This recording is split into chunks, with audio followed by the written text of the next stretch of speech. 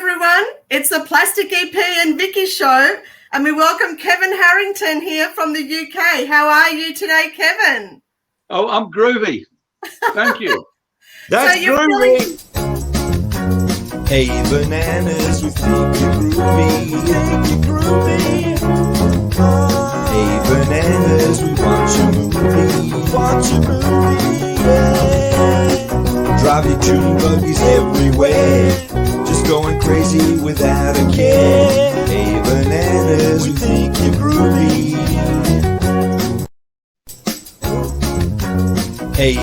Hey, now Kevin, you are part of the Beatles history, and a lot of people may not know who you are. So do me a favor, give me a look and everybody in the world there, the name of your book. The book is called Who's the Redhead on the Roof? And that's the cover. Yep, but I'll bring it in a little bit closer. That's the way, beautiful. Just move it across, stop there. What a great book. Now, I'm just saying, that's available at Amazon. Where's it available? Everywhere? It's only on Amazon. I don't have a publisher. This book here was a limited edition thing that a German publisher did for me. So it was only 500 copies. And that's got that's got your memories there of being on the rooftop. The last concert by the Beatles on the 30th of January, 1969, I take it, yep? Yep, part of it, yeah. It starts from 1966 when I joined NEMS Enterprises as an office boy. And how did you get that job, may I ask, Kevin? Yeah, the Evening Standard. I was working on a building site with my older brother as an electrician's mate, getting electrocuted and wet and, you know, dirty and just, well, you know, and my other brother said, I'll find you a job. And he looked in the Evening Standard and there was an office boy wanted for NEMS Enterprises. And so I applied and I got it. And on the 24th of January, 1966, at 15, I joined NEMS Enterprises. And just went to see. I don't know what's, you know, it's 2 years before I actually joined the Beatles in the studio. So a lot happened in those 2 years, believe me. Yeah. So it was a good sort of grounding. I eventually was Brian Epstein's personal office boy, just traveling between his private office in Hill House, Chapel Street, where sadly he died, and NEMS Enterprises in Argyle Street. That was the main. That was my main job during the day. And occasionally I'd get asked to do stuff at weekends, and that's how I sort of first started to see the Beatles. And then the first real tangible thing with the Beatles was one day at NEMS. Laurie McCaffrey, who was a receptionist, she came down from Liverpool like all the others, right? And she said to me one morning, the boys are coming in. No, Mal and Neil are coming in today. And I said, who's Mal and Neil? And she said, they work for the boys. Who's the boys? And she said, well, it's the Beatles. I went, okay. And then later on in the day, these two guys just walked into the office like, oh, the aura around them. I don't know what it was, but they had this aura of confidence of just, I am who I am sort of vibe, you know. And, as per normal, whoever came into the office, I asked, do you want a cup of tea? And he said, yeah, have a cup of tea. And they'd just come back from America. And I think not America, from the Philippines, because I think it was their last tour that they did, you know, the Imelda Marcos sort of rubbish. And Neil just sat at the edge of a desk and just got out a packet of ciggies and just started throwing these ciggies around, man. And it was like, wow, yeah, I'll have one. So, and he said, oh, go and have another one. It was just magical, absolutely magical. And I didn't really see them again for about a year. And then I started to get to know them a little bit more by taking them paperwork and stuff and sort of picking up their visas and dropping them off in the evenings and things. So, see, the office boy job was 10 till 5, but you know, I would quite happily work 10 till 7:30. It didn't matter. It never mattered. Actually, I think might have been because I got overtime, but I don't know. But it just didn't matter. And so that's how it all sort of started. That's my first impression of Mal and Neil, and it was wonderful. And I've got to tell you something about those days as well. Stigwood was also in the organisation. He came into the organisation with a Cream.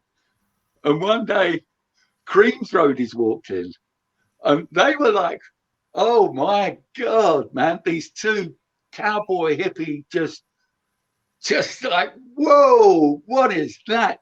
Completely different to Mal and Neil. They both did the same jobs, but like the difference was just like, oh wow, this is something else. This road business is, you know. So anyway, carry on. Because it's been too long on this one. I've got to say, Kevin, yeah, with being in the organisation, now people don't really know Brian. We know about his book, A Cellar Full of Noise, and we know different things. But I mean, the man passionately loved the Beatles so much. And I've got to say, at the point when you came in 66, the Beatles in 1964 were the biggest thing around the world and in America. They lost a lot of money in merchandising deals. You know all about that. And that went on forever and ever. But what I'm trying to say is, being with Brian, you must have learned a lot of things too about noticing how he did business and how he was. Tell us a bit about that. Well, you see, the thing is, I can't, to be honest with you, Plastic, because I was an office boy. You know, I was just a junior. Where's Kevin? You know, it's like the first time I ever met him was I was told to go to a small theatre just off of Leicester Square and meet Mr. Epstein, and he will give me a letter and I will have to take it somewhere. And so it was in the afternoon, and I went into this little theatre, and it was dark, and I said to the teller, where's Mr. Epstein? He'll be coming down. So I just stood in the corner, just like, you know, whoa, you know, I'm meeting the boss, you know. And then he walked into the lobby, very sort of sophisticated, and just, where's the boy? And I croaked up, here, Mr. Epstein. And he said, well, and I just went, and that was the first time, you know, and that was, to me, that was wonderful, just because I've been in his organization by then for about a year, you know, and then after that, I sort of got to be his personal office boy, and he was a nice man to me, you know. He was a nice boss, but you got to understand that I was just an office boy, so I don't know the dealings or whatever. Sure, I'm just there I'm a gopher, you know. And then one day, Peter Brown, his assistant, said, Kevin, Mr. Epstein would ask you to, could you help out at the weekend? He's having a housewarming party, and he would like your help there. I said, yeah, fine. Yeah, absolutely. He said, well, Brian, who is Mr. Epstein's chauffeur, he said he will take you down to Hastings or wherever the house was. And so I just found myself one Saturday morning being driven in Brian Epstein's Bentley, I think it was. It could have been the Roller. I'm not too sure which now. And I went there, and when I got there, I had a cup of tea and, you know, everything. And my job was to go back to the main road, stand on the corner where the turn off is to his place, and just direct anybody that needs to know. But there's like a couple of balloons on the bushes. I'm standing there in my suit and tie with my red hair and just watching these cars go past, and a car would eventually go that way, and and then somebody actually stopped and just said, "Hey, Kevin," and it was Klaus Bormann with his wife, and so that was it. After 2.5 hours, I just stood there, and yeah, that's all I did, just once. Hello, Klaus, how are you? That's amazing, Kevin. Now, Vicky, if you'd like to read out that question, please. This question. So we have a question from David Newell. Kevin, how old were you when you were an office boy? I started at 15 and in January, and I became 16 in March. Wow. And David is has been a Beatles fan and a collector for over 50 years. So thank you for watching, David. Great to see your question. Thanks Excellent for the question, David. I just want to ask you, Kevin, I want to ask you now, we're going to move forward now. So now we spoke about you doing the helping out at his party. Now, I want a Beatles story or one of your fondest memories with any of the Beatles or something leading up to the Rooftop concert, the 30th of January, 1969. Just tell me between that period if you had any great stories about the Beatles. Plastic, it's difficult to explain because for years I never told Beatles stories. And then after about, I don't know, in 2005 or something, Mark Lewison got in touch with me, which is another story, and I asked me, and that's when I realized the only Beatles stories I know is my story. I don't talk about the Beatles in how do I say, in personal terms. I won't talk about what they said to each other, or that's between them. That's between them. I can only tell you from an 18-year-old's perspective of what it was like for me.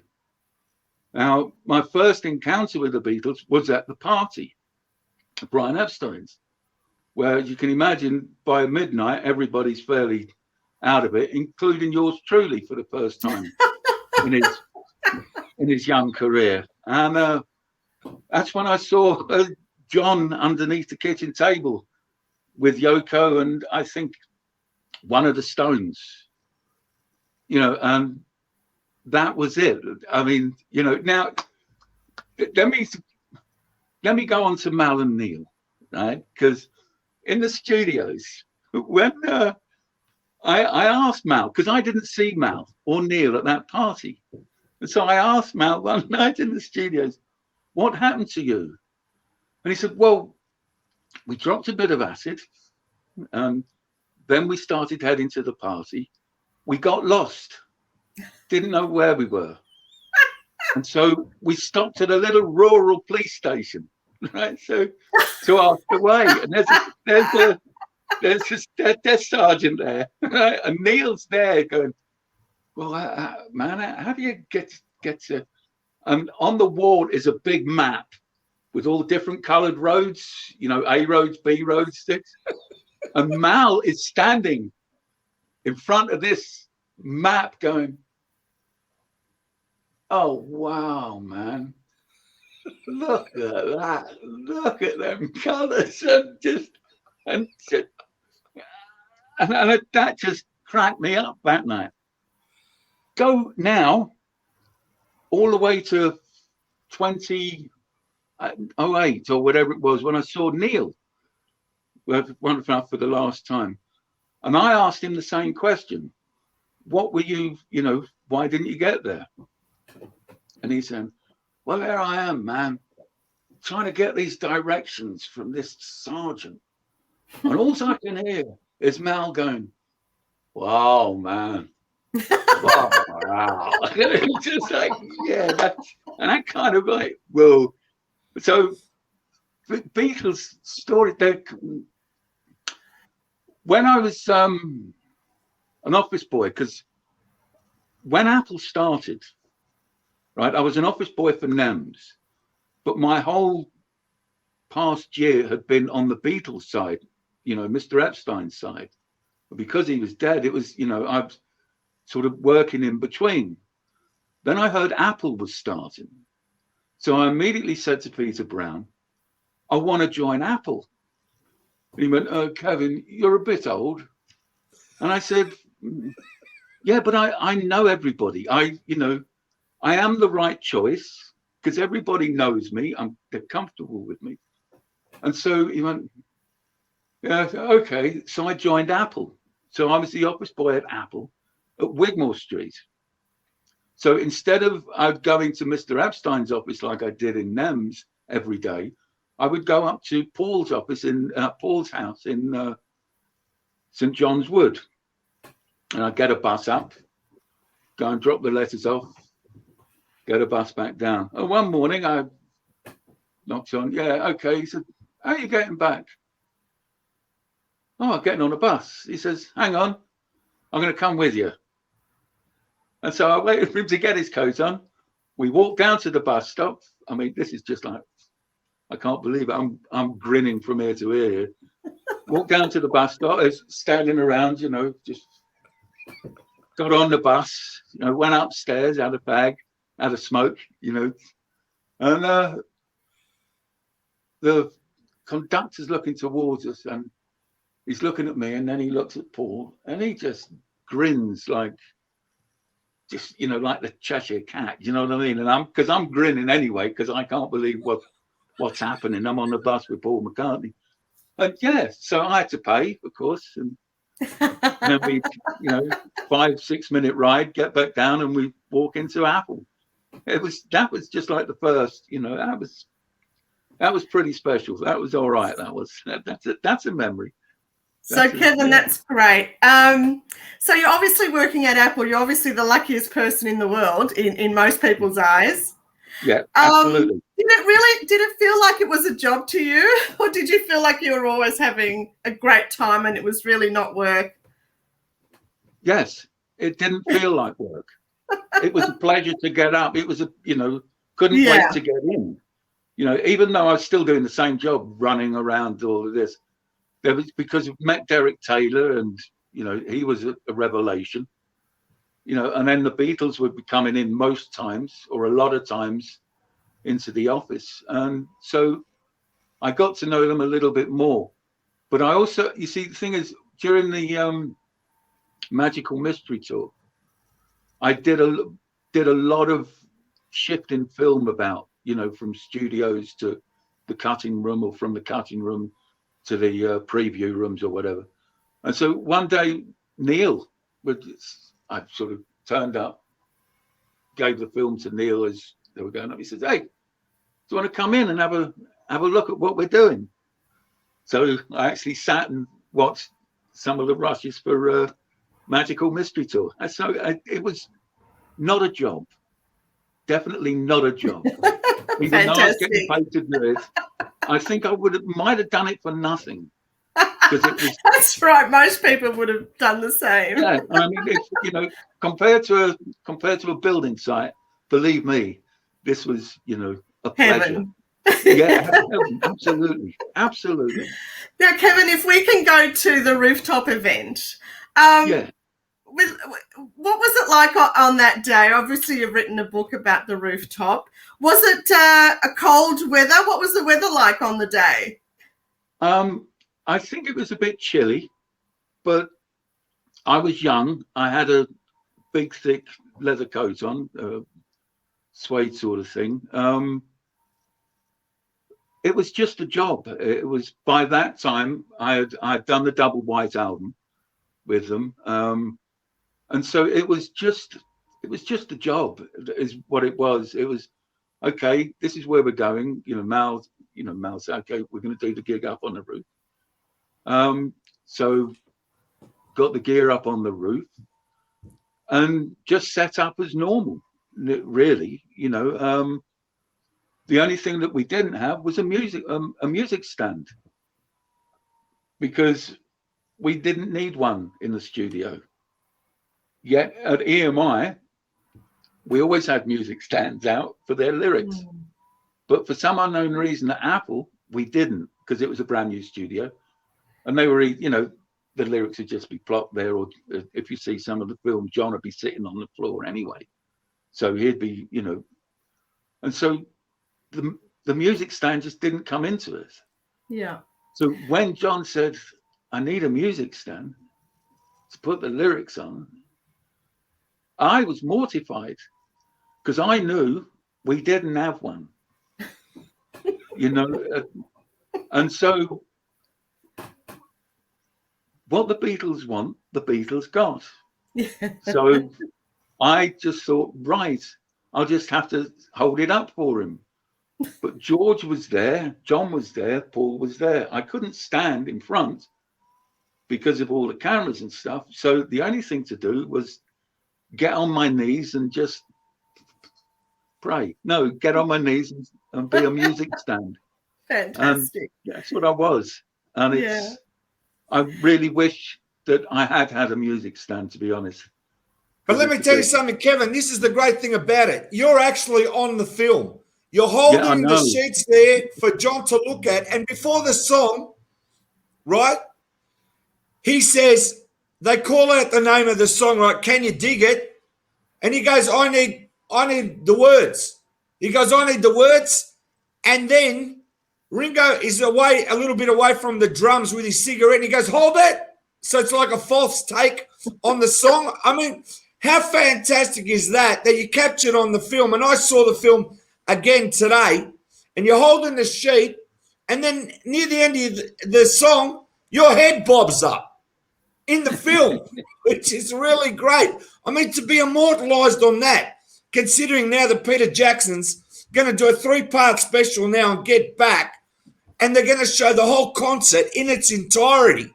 You know how huge that is now in 2021? And you were there living it. This is like truly an amazing event. And I must ask you, did you know that would be the last concert the Beatles ever did beforehand? No, never did. Never. It didn't enter anybody's head. Not anybody. I'm pretty sure of that. You know, it was just going to be, that was going to be it. And then life would carry on as before. You know, see, that's very important there, because most people assume that was their last concert where it was open-ended. They could have gone on if they wanted on further in their career. But at that point, you're basically saying no one knew that would be their last live performance on the 30th of January on top of Apple Rooftop. No, nobody. And I defy anybody that says they thought they did. Because nobody that, you know, was just a part of the band. That concert. Now, the other question that's very important. I know that you and Mel had to take all the equipment up the stairs, right? That must have been a big job. And plus, it was a windy day. Can you tell me a little bit about the part before the concert? Was it like the Beatles got together and Paul said, listen, I want Mel, or someone said to you, you've got to have it all prepared for them. They're going to play on the roof. Just tell us the story before the actual date and the event. Well, basically, it was, I first heard that they were going to do a concert.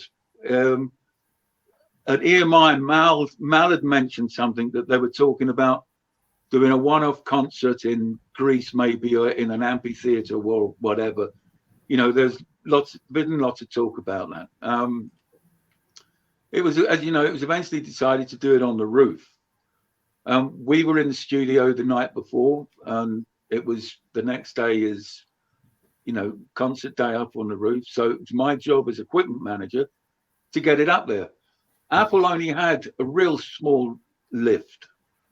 And so I eventually got everything up there, except at the top of the stairs, just outside the lift, you've got to go up a dog leg to get actually on access to the roof.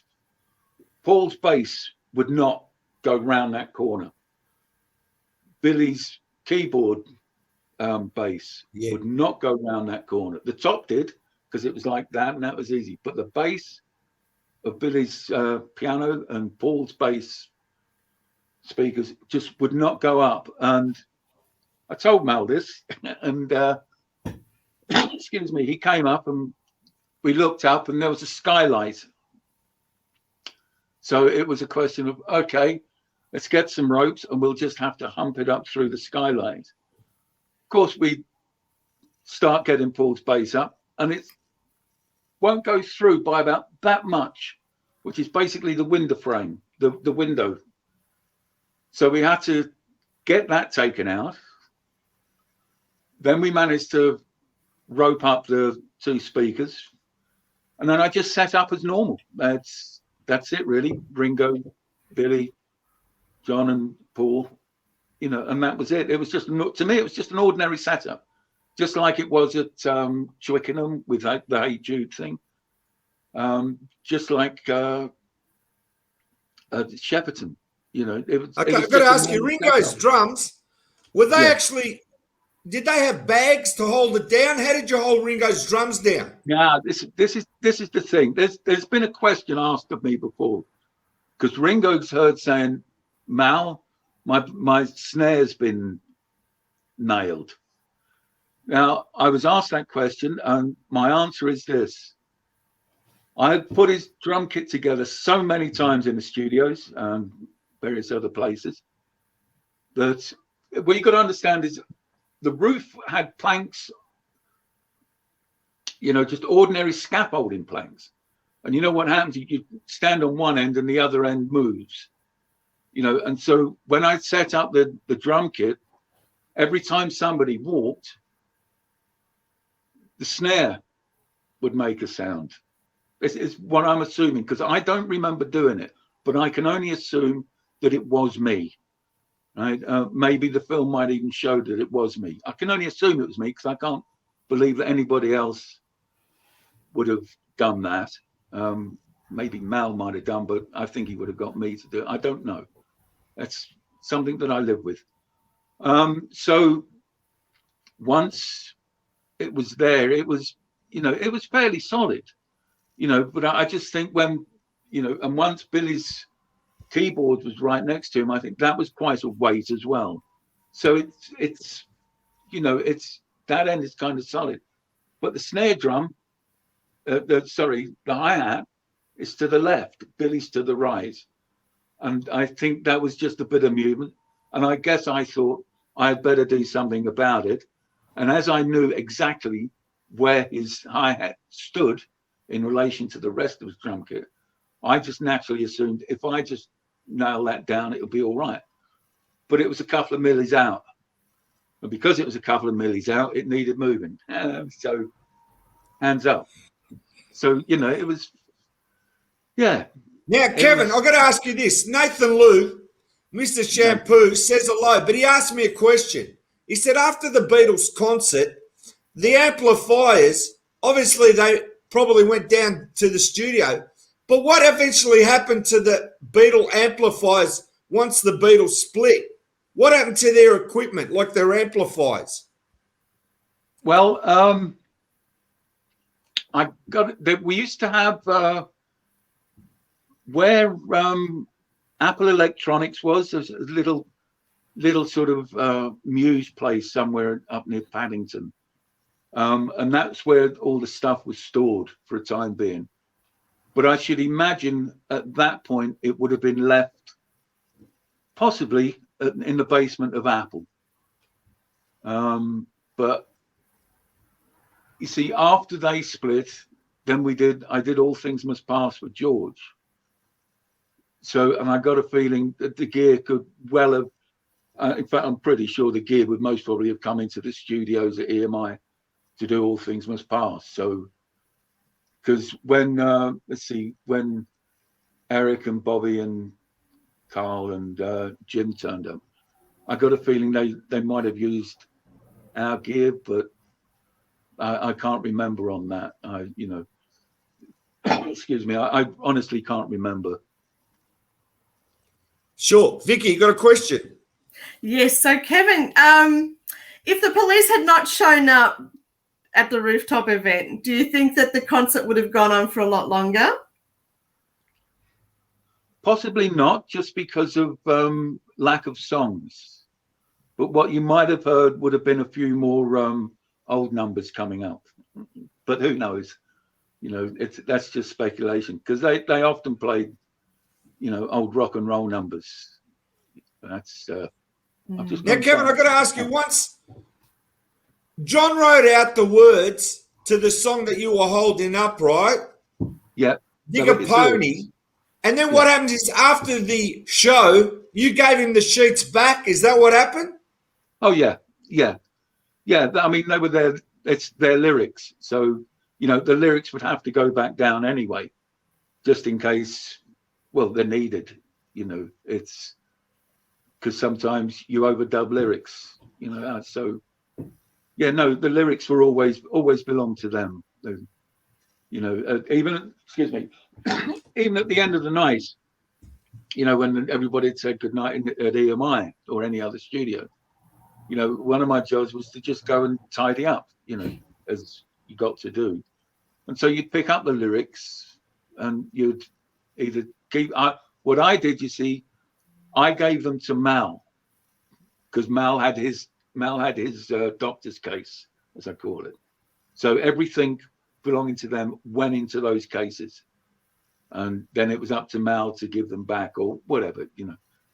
So I got to say, Kevin, this has been a fascinating interview, and a lot of Beatle fans have learned a lot of things. Now, to finish up, I just want to ask you this question. To me, we've gone right up to the Rooftop. They've done the concert. Now, this is my final question to you. Straight after the concert, what happened? Did they all go downstairs to the meeting room or boardroom, or did they go to a party, or did the Beatles just go to their houses? What actually happened after the event? Well, they went straight down to the basement and listened to what they had just done upstairs. And I think they spent the rest of the day just listening to everything that they had done with Glenn Johns. Fantastic. Now, Kevin, do us a favor. Just hold up your book one more time and tell them where they can get it. I can't see. That's it. We can see it. Just read out the title one more time. It's perfect. It's called Who's the Redhead on the Roof? And it's on Amazon. And unless you know why I say that? Because in the documentary, as soon as they finish the song, your head pops up with the red hair. So it's just perfect, isn't it? I mean, we can't tell you how great it is for us to interview someone that was actually there on the rooftop. And it's just an amazing story. Don't you agree, Vicky? Absolutely. It's been a great pleasure having this opportunity to speak with you, Kevin. Thank you so much for joining Plastic and myself today. We really appreciate it. Thank you very much indeed, Vicky. Plastic, thank you very much. And thank you. I just got a final question here. Just read that out, Vicky. So another question from our fabulous David Newbull. How excited are you all about the new Beatles movie? I'm not excited. You're not? Well, no, I'm not excited. I think I'm not even too. Oh God. It's David. Is it like an emotional taking you back to a time where it was more or less? Yeah, more or it's less. difficult. We can understand that, Kevin. Remember those we times. Totally understand. And I got to tell you, our love to you, and you know, being part of that, the Beatles, you know, story. You know, it's just an amazing time. And I want to say everybody loves the Beatles. And, you know, we totally understand. It's a heartfelt story. And we want to thank you so much again, Kevin. And do us a favour, just stay there for one moment. Thanks, everybody, for watching. Thank David Newbull and Nathan Liu for their questions today. We really appreciate their input. Thank you, guys. Thanks, everybody. See you again Bye, soon. everyone. We love you. Bye-bye.